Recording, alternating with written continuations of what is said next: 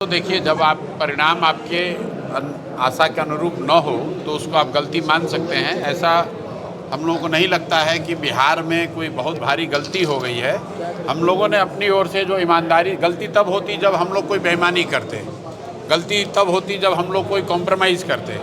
मैंने चुनाव के परिणाम के बाद भी बोला है कि वोट नहीं आना गुनाह नहीं है, वोट नहीं मिलना गुनाह नहीं है। जन सुराज ने जातियों की राजनीति नहीं की है, समाज को जातियों के नाम पर बांटा नहीं है।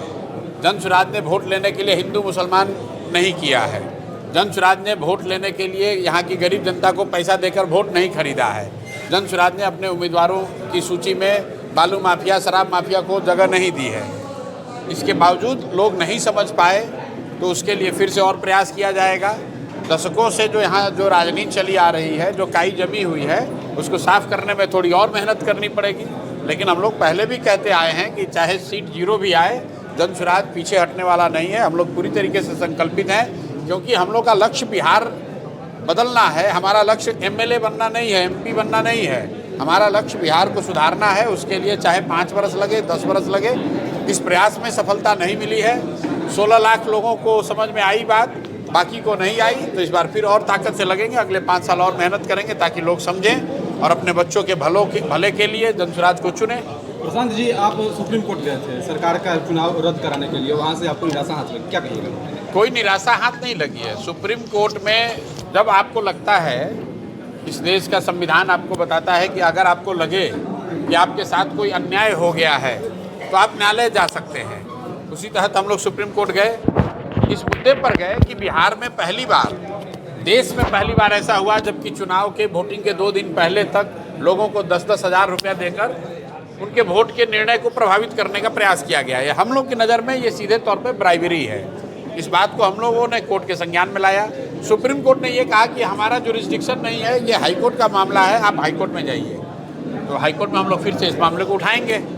लेकिन उस मामले को खारिज करते हुए सुप्रीम कोर्ट के जज ने जो टिप्पणी की कि आप तो चुनाव हार गए हैं, फिर क्यों आए हैं यहाँ, मेरी समझ से ये गलत है।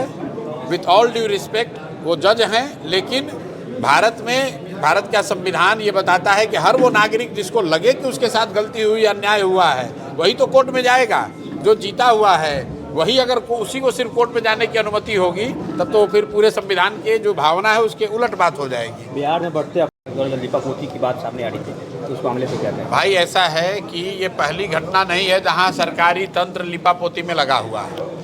बिहार में लोगों ने पिछले 3-4 वर्षों में लगातार ये कहा है कि अफसरशाही है, भ्रष्टाचार है, पढ़ाई नहीं है, रोजगार नहीं है, बहुत अपराध है। बावजूद इसके लोगों ने फिर वही व्यवस्था बनाई है, उन्हीं लोगों को वोट दिया है। तो अगर आप जानते बूझते गलत का चुनाव करेंगे तो आपके साथ गलत ही होगा।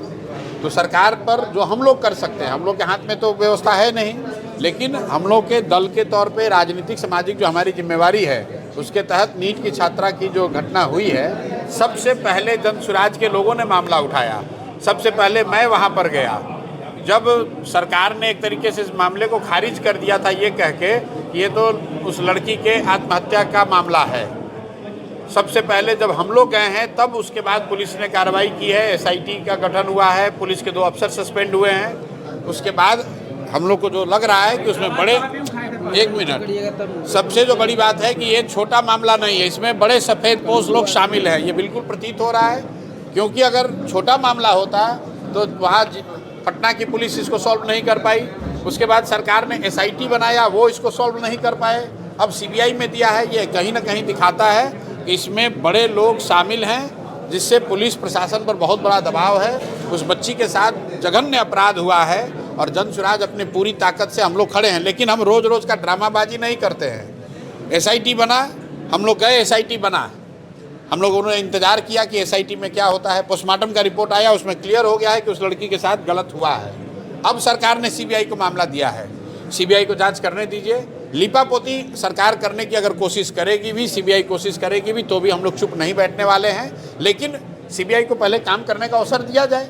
लिपापोती होगा तो फिर जो भी हम लोग से बन पड़ेगा वो करेंगे। उस बच्ची के लिए, इंसाफ के लिए हम लोग पूरी तरीके से उस परिवार के साथ, उस समाज के साथ खड़े हैं। क्योंकि देखिए, वो सिर्फ उस महिला का मामला, उस बच्ची का मामला नहीं है। बिहार में लाखों ऐसे परिवार हैं जिनके बच्चे, जिनकी बच्चियां पढ़ाई करने के लिए परिवार से अलग जाकर हॉस्टल्स में रहती हैं। तो ये घटना उस बच्ची के साथ हुई है, ये किसी के साथ दुर्घटना हो सकती है।